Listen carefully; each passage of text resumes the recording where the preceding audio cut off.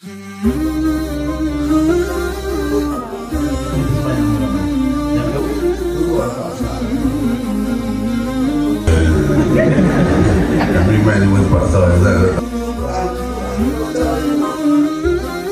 nak kita semua ubah hidup kita dengan hidup yang betul.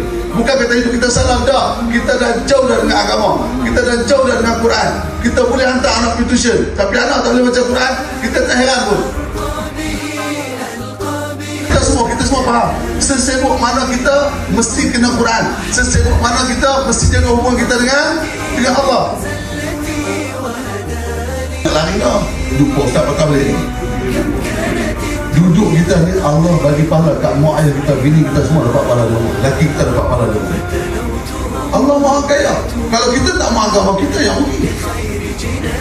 Boleh faham tak? Sebab tu senang. Hari ni faham betul-betul. Quran ni dia dah cerita semua lah. Ada masalah cari dalam Quran. Nak cari rezeki dalam Quran. Nak cari ketenangan dalam Quran. Bila isteri jauh dengan Allah, isteri duduk tarik. Suami pun tak sembahyang, duduk tarik. Suami isteri otomatik dah jauh. Dekat dengan Allah, suami dekat dengan Allah, otomatik suami isteri akan jadi dekat. Hidup kita mesti balik pada Allah Ta'ala. Mesti macam jadi insyaAllah kita berusaha untuk jadi orang yang baik. Mengajar kalau kita jadi orang baik ini banyak manfaat dah.